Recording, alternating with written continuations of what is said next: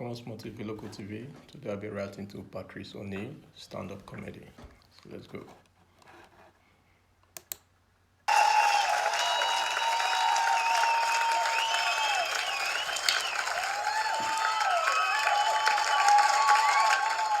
Oh, shit. Thanks for calling. Yes. Look, man, try your best to have a good time. Try your best. I'm not saying have a good time, because that's not necessarily what's going to happen. But try your best. All right? I'm not no asshole, but sometimes I mess up, man. And I try to love people, man. I swear to you. I'm a loving person, but sometimes things happen. Like, I'm watching the worst floods on TV in the history of America in North Carolina. And, I'm watching the news and they have rednecks on TV just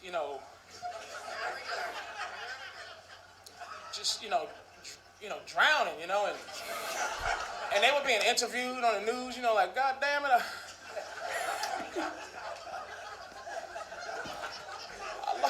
I lost everything. We tried to stack sandbags about each other, but it didn't work. The water just overtook our efforts, and I lost everything. My dog died.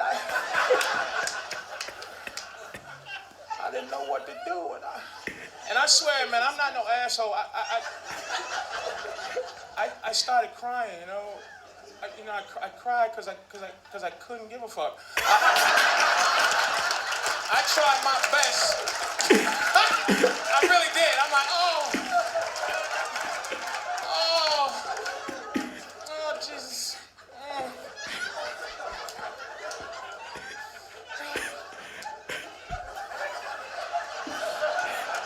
Oh, man. I don't give a fuck. What's wrong with me?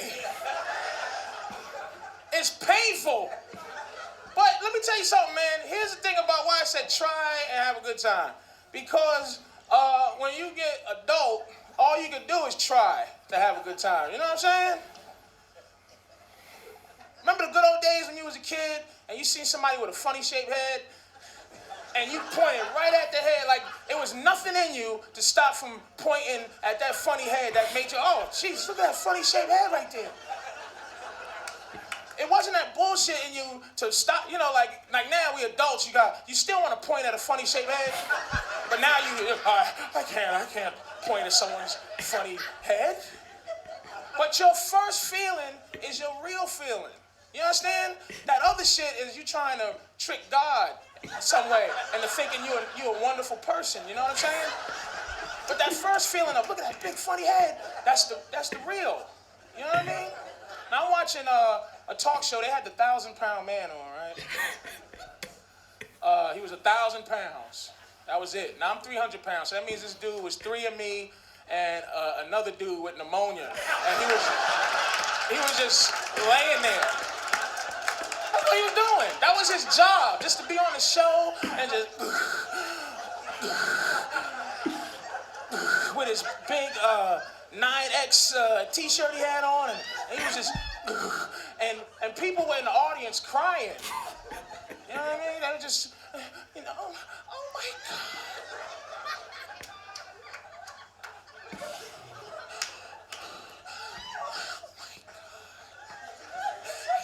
He's 1,000 pounds? What happened? Exactly, he ate till he couldn't move no more. You don't catch 1,000 pounds. Nobody stick you with a dirty needle and give you 1,000 pounds. You eat. Motherfucker, that's a half a ton. Now I did my research.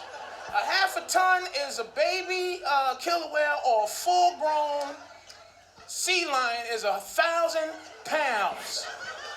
You know what? We kill horses for less. For a hurt ankle, we'll shoot a horse. But we let this dude grow till he's just useless.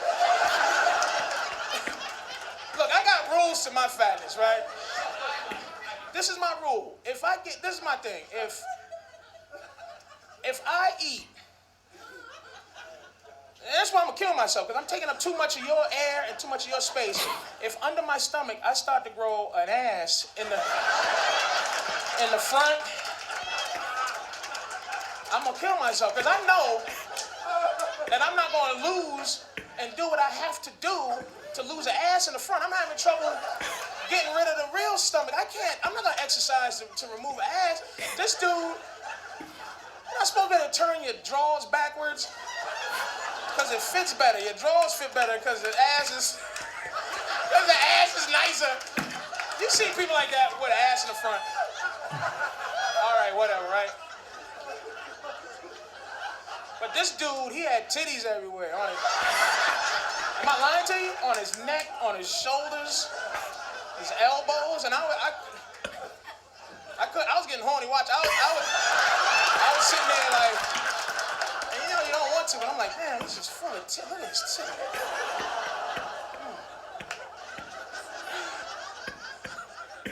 God is hilarious. He gave me a disease where I could die from all the stuff I like to eat. The doctor didn't go, Mr. O'Neill, if you ever eat Brussels sprouts and spinach again, you could die. Oh my God, no. All the shit I like, I could pass away from. A pack of cookies could kill me. Now, I found out 5 years ago I was diabetic, so you figure I haven't eaten cookies in 5 years. But it's not the case. I'm walking through the supermarket and I see some white chocolate covered Oreos. And that's death. You understand? That's heroin and coke and everything for me. And you figure I'll walk right by like, what the fuck is this? This is, I could die from this. Who put this display here? But I'm not. I'm sitting there. I'm shaking. I'm praying to God. I'm praying to God for the strength. I'm wasting a good prayer not to eat cookies. I'm not praying that people in Africa get food. I'm like, oh God, please give me the strength not to eat these cookies. And I'm lactose intolerant, but if I eat these cookies, I gotta have some milk. I got to. So but I don't want to die, but you gotta tell yourself something to make you feel better. Like, you know what, fuck it. I don't need both my feet. One day I'm gonna lose weight. It's harder when you get older. When you get older, it's hard to lose weight, man, because, now I have to lose weight to stay alive, And that's not enough motivation for me. Look, you gotta lose weight or you're gonna die. Oh, shit. Oh. Really? Oh, man. When I was younger, it was easier because the motivation was different. Pussy. When you tried to drop a few to get some pussy, you did everything you could. You was Rocky when you was trying to get some pussy. And because when you're younger, man, the whole thing is and I say, look, no offense, I say pussy, right? Because when you were younger in high school, you wasn't trying to get, vagina. You were trying to get some pussy. I gotta get some pussy. So you try your best to just, So I tried everything, man. Everything in the world. I used to look at guys, role models. Dudes were my role model who got girls. They were good at it. Meaning they got girls. It wasn't even an effort. Like if your name is Tony, girls could not. This is the sign where you're one of those dudes. Girls can't just go, hello. They got to sing your name. They have to. Hi, Tony. Hi. And I'm sitting there like, damn. This dude, Tony, in high school, he'd get dates. He would get a date. I swear to you, I used to watch him like a hawk. He would smack a girl in the back of the neck. Yeah. Bam. And she'd be like, ouch, motherfucker. And look back and be like, Tony, why you hit me in the back of the neck, though?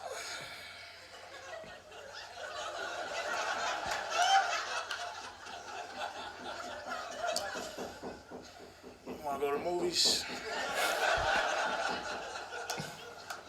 Yeah, when? When you get paid.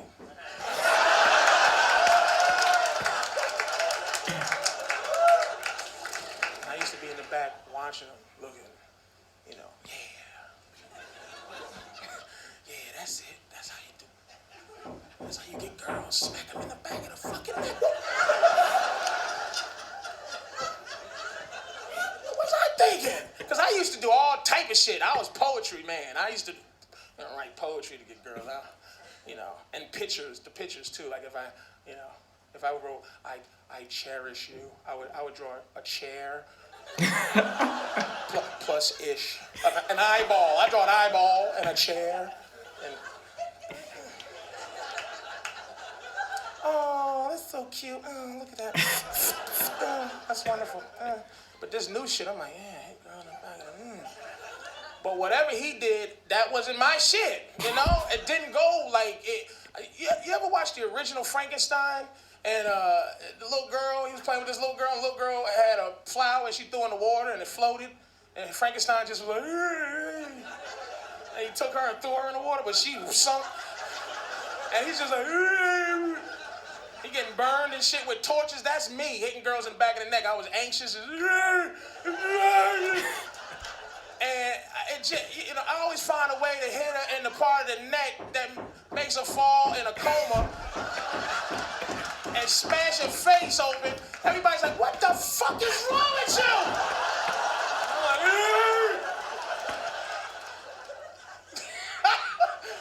like, shit. Women bring all type of stress to the motherfucker, right? Y'all, come on, stop. Damn. Women don't want to be sex objects. Reconsider from time to time. Reconsider. Because it helps us. It helps guys. It helps us out of this violent streak we got. Guys they just get violent. Anytime I'm getting violent, I see a woman with a nice ass. That shit calms me down. And it brings men together because a nice ass it's some kind of thing that men have with a nice ass. You can't enjoy a nice ass by yourself. If you see a nice ass alone, it's no good. You can't. You need somebody else. You're looking, but you start looking for somebody else.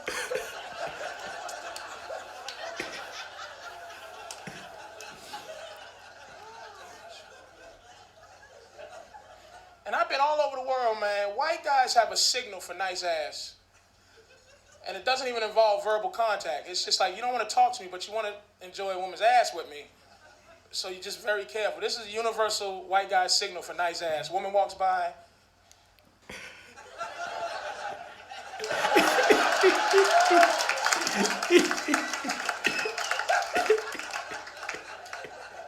Don't confuse that with nice titties. Nice titties is...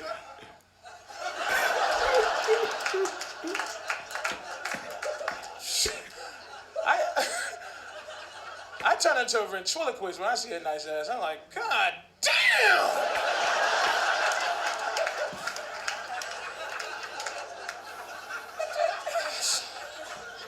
Oh, shit. Y'all can help us, ladies. I'm serious. But we got that violent street shit. It's the strangest thing. You ever get violent for nothing? For no reason? Is that a weirdest feeling? You stand next to somebody at the bus stop or something, some dude you don't know, you look at him, you go, hey man, how you doing? You look back, hey, good. Then you look back again, your brain's like, hey, it'd be a good time for you to punch him in the side of the fucking head. And you like, what? To yourself, what the fuck are you talking about? And you only want to punch him because he's standing there not ready to get punched. So you're just like, oh man, you gotta punch him in his head. This dude, he's disrespecting you, man. You know what? This dude ain't paranoid enough. You gotta punch him in the side of his head to let him know that there's people out there that'll punch him in his head. He's not even using his peripheral. You know what? He ain't even scared of you. You should punch him and let him know you better be scared of me, motherfucker. You don't just stand there and not pay attention to the fact that I want to punch you in the side of your head. You gotta be paranoid of people out there, man. You gotta look just like this. Don't let people guilt you into death. I see Arabs on the train, I watch them. Do you understand me? If they got bags and shit and they get up and walk away, hey, you left your bag, man. You left your bag, sir. You left your bag. What? What do you mean I left? You left your fucking bag. It's garbage. No, get your bag. Why? Because it might be a bomb. I don't trust you. I'm watching you. White guys are good for that shit. Y'all are good for that guilty shit. That's your punishment. For racism, guilt. White guys are so afraid to be a racist. I'm telling you. You see a few black guys walking towards you in an area you don't belong in, run. But you can't run. See black guys coming out. I don't want to assume that these young men are going to beat me in my face. I don't want anybody accusing me of racism. So they got to wait to get beat up first before they can even think about running. My advice, run, get home, feel guilty, but be alive. Alive and guilty is a good thing. Because if I see 5 bald white dudes walking towards me, I ain't going to wonder if they got cancer. I'm going to go...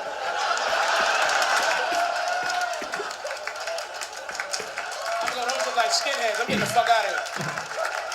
And I'm not gonna come back. Even if they pretend they got cancer. Oh, dude, oh.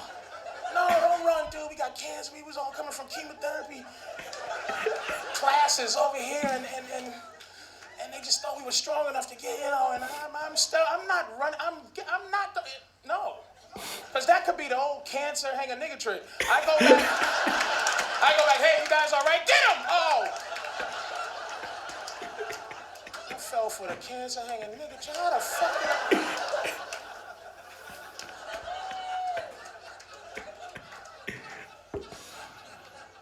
I get paranoid delusions all the time about going to prison for shit I didn't do.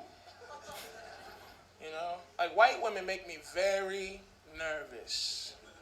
And not now, because it's witnesses, but I'm talking about at night.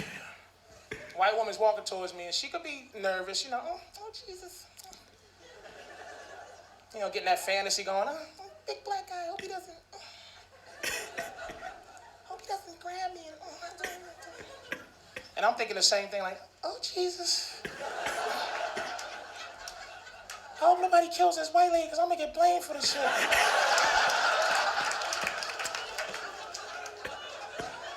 I keep my receipts. I collect receipts because it's a trail of where I've been during the day, during the week. It's a time, it's a date, it's a place of where I've been, and I don't go more than a half hour without buying some shit. Ever. Because you can kill somebody and then make it back to where you got to be in a half hour. So every 15 minutes, I buy something. A candy bar, whatever. Hey, can I get a candy bar? Hey, thanks. Can I get the receipt? A receipt for a candy bar? Why? I need my receipt, man. I don't have receipt for candy, man. Look, I need my receipt. No receipt. Give me my receipt. I don't have receipt. And then I don't really need it because now we're arguing and he remembers me. So I'm like, fuck you. Fuck you too. What time is it? 5:15. All right, good. All right, I gotta go. Remember my face, asshole. I will. Yeah, that's right. Remember his fucking face. That's right. Remember this. Take a look. That's right. That's why I don't litter. I don't throw garbage in the street ever, and not because I care about the earth, but I'm afraid I'm gonna be walking through the park drinking a soda when I'm done. I throw that shit away to fly over a bush and land on some dead white woman's head with my fingerprints on the fucking pan. Now I'm the Pepsi Cola rapist because I'm fucking lazy. That's just my luck. Laying right on the head, look like evidence, just sits there. The chances of that can landing right there are 85 million to 1. You are. Oh, come the fuck on, man. That's why it's good to have a girlfriend, man. It's good. You said I should go in my nose? Women are the best, man. My girl, we at this point now, though. I love my girl, but we at this point, it's like we've been together a long time. We're not married.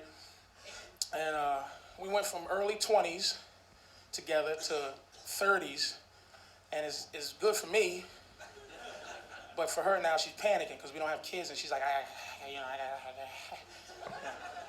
gotta have a baby, or I don't have any eggs left. All my eggs they're no good. You gotta hurry up, and I gotta listen to her panic, and I don't know what to do, because my sperm still comes out. I still ejaculate, but it don't come out like when I was 18. I felt the difference from now to when I was 18. That shit, it came out with purpose and anger, like, my fucking sperm was like, where the motherfucking egg at? Where's the egg? I'm trying to get somebody pregnant. And her egg was young and didn't want to be pregnant, a little scared. I'm like, oh my God. Hiding in the uterus, telling all the lesbian eggs, tell them not here. She's not here. Why don't you just leave her alone? Why don't you just leave? Stop stalking her, man. The fuck out the way, dyke. I'm trying to get somebody pregnant.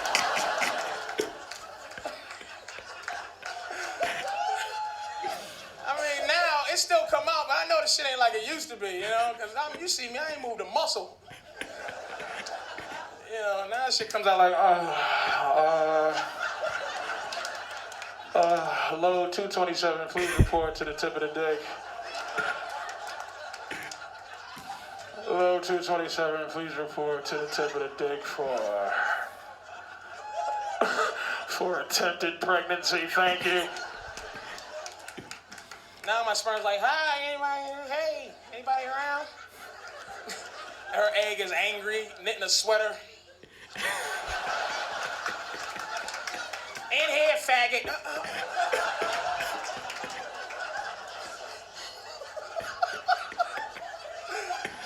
I think I masturbated all my real good sperm away anyway. All they got left really is some fucking bank tellers and a couple of security guards left in my sperm. All the real good citizens are jerked off, man.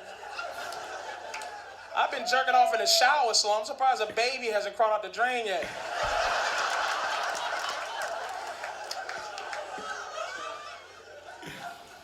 You ever try to watch porn with your girl? Ever watch porn? Never? We introduced porn, to our relationship.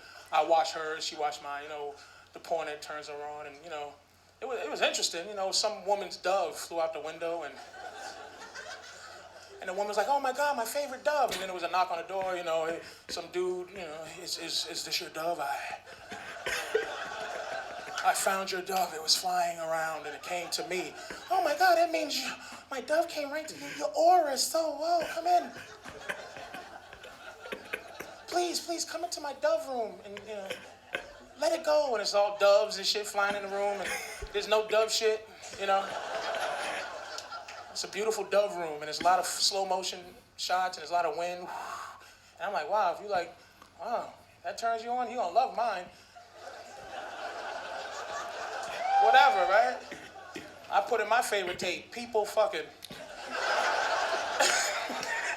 Volume 1, and I put it in, and she's just like, ugh, what the do you know these people? And I'm like, oh shit, and she's like, I gotta go. And I felt bad until we ended up having sex later on that night. We ended up doing everything on the tape, stuff we never did before, and I don't discourage her when she does new stuff. You know what I mean? She likes her nipples pinched really hard, And she goes to reach for mine, and, I got, Because you don't want to be no punk during sex pain. You want to take it, but you go, ooh. Don't do that. But this one was so violent, I couldn't let her do it no more. She just started, boom, flicking my nuts. Boom. Boom. Oh. And I was trying to take it, but I couldn't. I'm trying to reach for something. Oh, shit. All right, stop. And it was my fault, right? Because she saw the dude on the porno tape getting his nuts flicked, and he enjoyed it because he had professional porno nuts. He boom.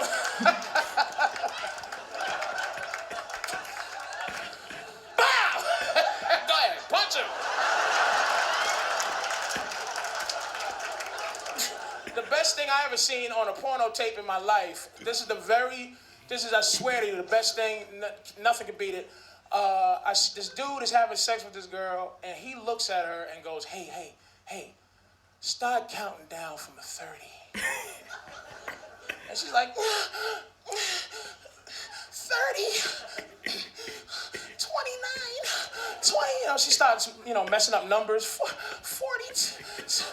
I'm sorry, I forgot. And he just goes like this. Hey, that's okay. Just start all over. Now I'm like, what is he do? I'm sitting there watching. It's not even a porn no more. It's a real movie. It's a mystery thriller now. I'm like, dude.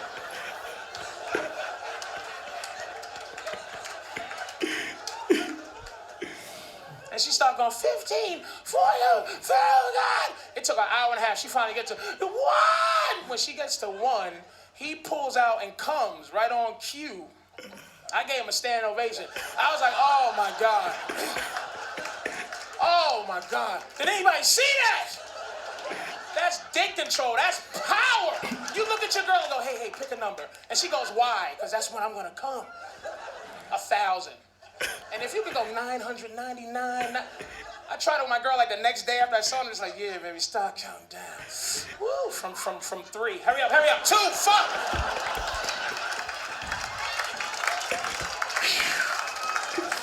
That was magic, wasn't it? Hey, look, I gotta go, man. Y'all take care of it.